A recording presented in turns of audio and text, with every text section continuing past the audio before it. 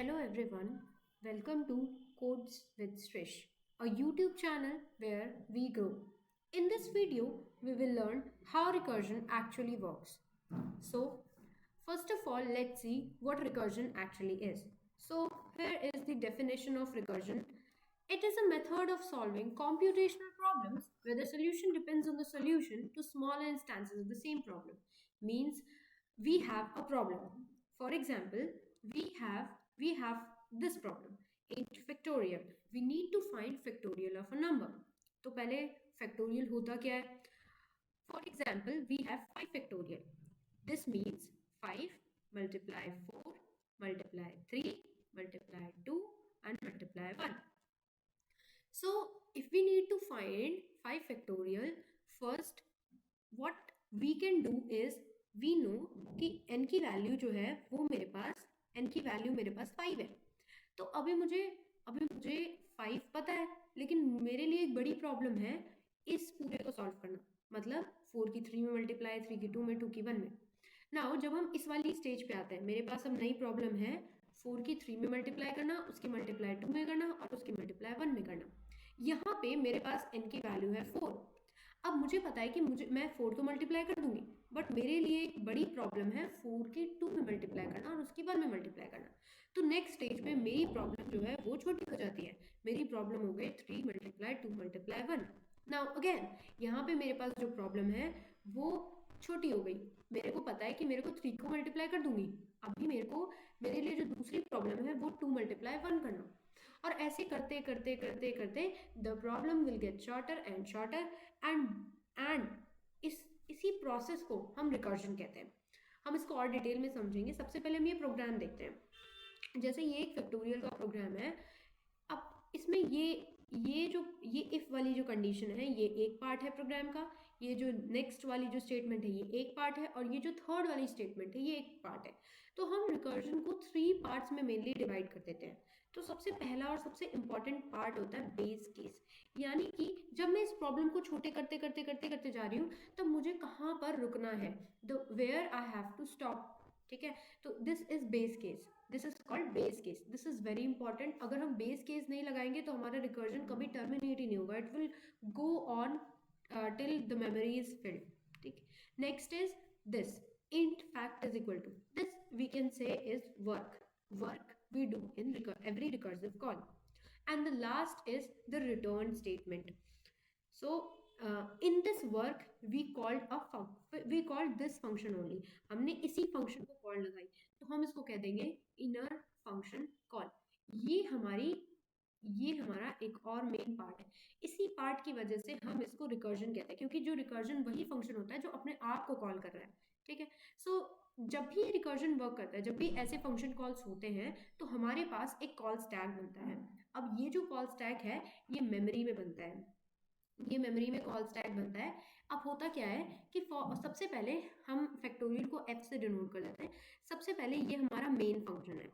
जो main function है वो क्या करेगा, वो इस फैक्टोरियल फंक्शन के लिए कॉल लगाएगा, और यहाँ पे हम n की वैल्यू 5 पास करेंगे. तो ये फैक्टोरियल फंक्शन के लिए कॉल लगाएगा f ऑफ 5. तो अब एक कॉल स्टैक बनेगा f ऑफ 5 का.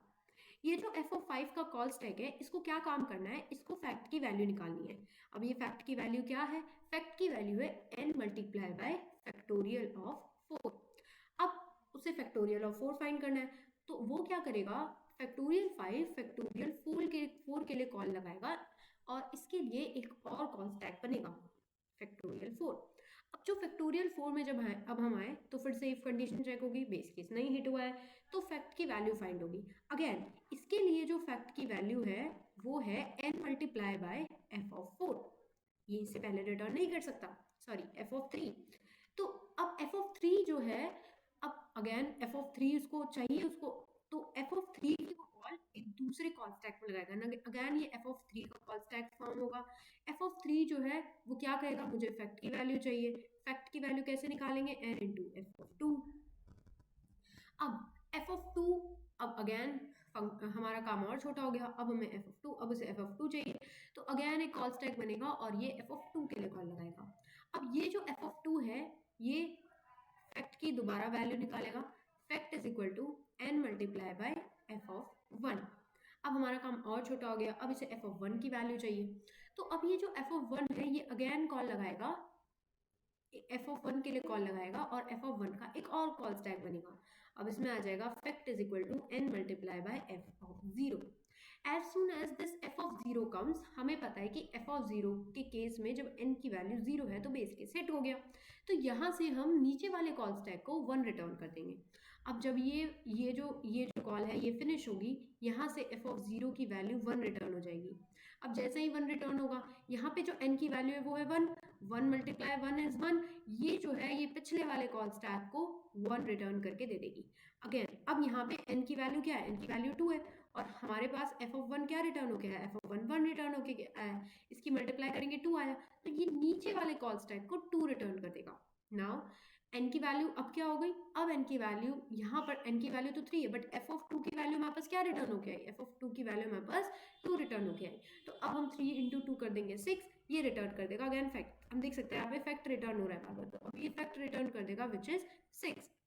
नाउ यहाँ पे n की वैल्यू 4 है, 4 की मल्टीप्लाई होगी f ऑफ 3 से, f ऑफ 3 हमारे पास क्या आया है 6 आया है। अब यहाँ से ये फंक्शन रिटर्न कर देगा 6 4 जा 24।